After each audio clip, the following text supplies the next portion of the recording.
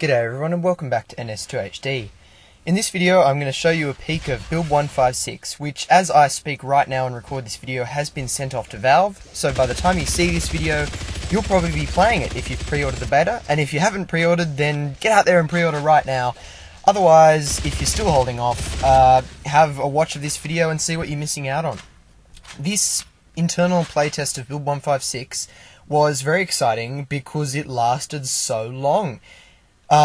Previously, in Build 155, games would usually last perhaps 12-15 minutes before the server began to choke on them, but this Build 156 game lasted at least 20 minutes, probably more, before it ended with the Marines actually destroying the alien hives. So I'm really excited to be bringing this to you because it's just proof of what an improvement Build 156 is over Build 155 in the beta. I'm not going to bring you the whole game because I wasn't really very good in it. A lot of the visuals weren't that great from my perspective, and I think I missed out on a bit of the awesome action. So I'm just going to bring you some snippets of what has been some of the stuff that happened in this Build 156 game, and a lot of the action centered around this room here in an auxiliary node, which is just to the east of the Marine spawn. The aliens rushed this really early in the game, planted whips and crags in it, and had a Fade running around. You can see this Fade's coming after me right now, and he's probably going to get me, yeah. Gets me. So, a lot of this game was spent with Marines trying to get the auxiliary node back, because we were being pressured on the west side of the map as well. So, we were really basically just completely shut in into the Marine spawn. And also the alien commander, I'm not sure who it was, but kept sending out drifters and putting whips in the most annoying places with a crag. So we'd run around, the Marines would run around a corner and there'd be a whip just sitting behind a crate somewhere, or just around the corner, and a crag would be right next to it. So we'd have an absolute stink of a time trying to get out of Marine start and secure some territory. So here for now we've managed to secure auxiliary node, took out that last whip which was flogging the power node, but then this Fade comes in. He's just going, guys, sorry, not going to let you have this. And at this point I've run out of ammo as well, so it's basically get out the switch axe and try to switch axe a Fade. And if you've seen the Fade tutorial, which I believe was NS2HD 44, you will know that going after a Fade with a switch axe is a really bad idea, and they will take you down as he's done. And no doubt he'll get to work on the power node as well.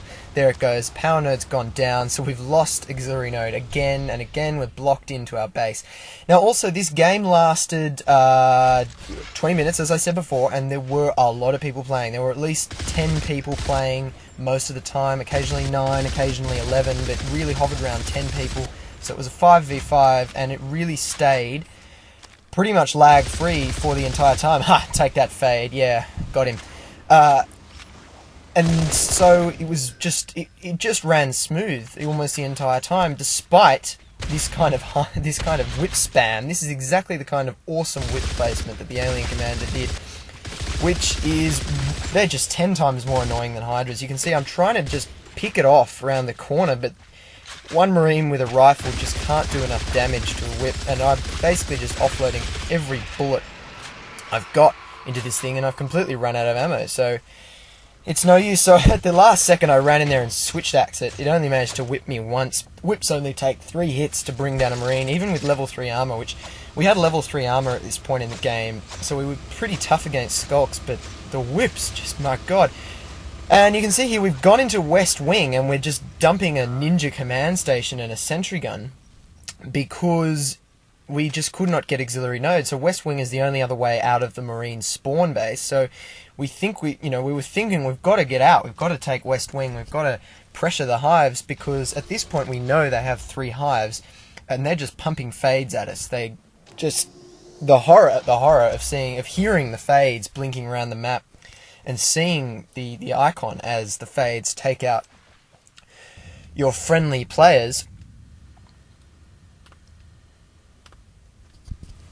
And we did get this base up, and the power node, we did manage to get the power node back up. As you can see, the lighting has been restored, the sentry guns are working again, And Marine Commander was just like, I'm going to spam sentry guns in here. There is no way I'm going to lose this base to the aliens. And here I've run up. I've thought, well, we've taken West Wing. I'll try to pressure the main hive. But of course, there's a whip there, and I only had a shotgun, so I wasn't going to be able to deal with that.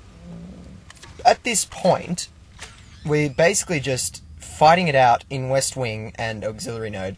Fades were just coming left, right, and center. So really, neither team was progressing, and there were a hell of a lot of whips and a hell of a lot of hydras and a hell of a lot of crags and sentry guns everywhere, and both Marine and Alien teams were not advancing across the map. And I realised something as I was just killed by my own sentry gun there. This means that the game at the moment, this particular game we were playing right now, was actually a little bit balanced. You can see there that a grenade launcher from my friendly mate up there on the stairs killed that Fade and saved my ass, but there was another one in there, so I'm gonna have to deal with him as well. Now, as I was saying, the fact that neither team was managing to get the upper hand, despite the fact that Marines are using grenade launchers, flamethrowers, and Fades were blinking around everywhere, that indicates that it is possible to have a balanced game, even as these crags and whips go up everywhere. And with all this sentry gun spam, crag spam, and whip spam, the server was not dying. There weren't that many hydras, but there were a lot of entities all over the map, and the server was not dying. It just kept going. You will notice a little bit of ping lag as usual. Remember, I am Australian, so when I play to this server, which is over in San Francisco, I do get ping lag, and sometimes you'll see Fades just moving just in front of me and unable to kill me because I'm 200 milliseconds behind where they think I am. But yeah, continuing. Basically, the only way that we as Marines could break the deadlock in this game was to get heaps of grenade launchers and take out these whips which were guarding the alien territory. But of course the Fades come at you, and they're quite hard to hit with grenade launchers. That's an example of the ping lag. He probably was looking at me in the face and wondering why he wasn't killing me there. But the only way we could pressure was to get the grenade launchers out and just pummel Auxiliary Node with grenade launchers to try and pressure through, and eventually pummel through to the main hive from West Wing as well, just with grenade launchers. You can see there I'm blaming the fact that he couldn't kill me on my Aussie ping. I'm not a hacker, guys, I promise. Please don't boot me off your server, I'm not hacking. So here we're going to pressure Auxiliary Node yet again. You can see the Alien Commander is continuously trying to put drifters out to get these whips out, because they're such a great defensive structure. There's some great alien goo effects going up there as the grenade launcher starts to take out the crag. And obviously, when you come to attack whips, guys, make sure you take out the crag first, because the crag combined with a whip is a seriously dangerous situation, and you have to take the crag first, because if you don't, the whip will just stay alive. Oh, the Fades come in to ruin our party. We haven't repaired this power node, so there's not really much we're going to be able to do in this room, especially with 2 crags still alive and a whip, and I think a 3rd crag up on the ramp.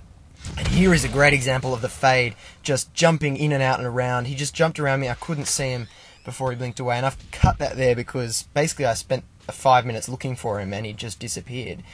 And that is seriously scary when that happens, because you think there's a Fade and then it's just gone. They just blink away and there's nothing you can do. There he goes again. He's come back as we've come in to attack this room again. And gets taken by the grenade launcher though. Grenade launcher got a lucky shot in and managed to take him out. Here's another whip going up. If you see a whip going up in a room you've managed to just take, for God's sake, get on the ground and start knifing the little bastard, because if it gets up, as this one will just come alive. You saw it whipped me once as it came alive, but I'd been knifing it. So I managed to take it down before it killed me. But whips are definitely, I mean, if you thought hydras were dangerous, you've got no idea. Whips are just so much worse, because although they don't have such a high range, you can compensate for that as an alien commander by just placing them in little corners. Like that spot, you can see I'm being wary here because I knew the alien commander had put a lot of whips there, and the crag from the previous whip is still there, so I'm going to have to sit here and knife it and take it out. But I'll skip that for your benefit. Now I've jumped on the grenade launcher bandwagon here and grabbed a grenade launcher. The Fade just annihilates me, so that's really not going to help me at all. A flamethrower is also coming out at the moment. Now, that Fade is running around like a little bit of a mad thing, because you can't see when you're being flamed, and no doubt Unknown Worlds will reduce the intensity of that effect at some point. Now, I've skipped forward to basically the end game now. in the interest of time, this was post taking out the alien spawn hive, which was really undefended, and Sergeant Barlow and I ran in there, and he basically flamed that hive to death, and then I joined him to take out the expansion hive. This means that once we bring this down, even though they're attacking us now, I think I'm going to be able to handle this with a well-timed and well-placed bunch of shots onto that gorge, and perhaps a grenade as well. There we go, grenade takes out 4 entities, couple of eggs, couple of players. That was great, and the hive, so I was really happy with that. It was a bit of super nade. Yeah, so Sergeant Barlow and I basically went on a rampage down the east side of the map. He took out alien spawn, and then I took out east wing with him, with my well-placed nade stealing his kills. And yeah, 3 skulks and a fade just ran in because they still do have middle hive. But at this point, the game was pretty much won for the Marines. We had 2 tech points that were well defended. We had sentry guns. We had almost all weapons tech except jetpacks, which you can't get yet. And miniguns, which you can't get yet. That's all coming in future. So that's it for this, guys. I hope you can all get out there onto this new B156 and have as much fun as this was, because this game just went on, and it was so much fun exploring all the new tactics with whips and flamethrowers and grenade launchers and crag placement. So get out there and have a go, and if you don't have the beta yet, definitely order it, because as you can see, there is so much fun to be had in it, especially in these new builds. Thanks a lot for watching, guys. See you later.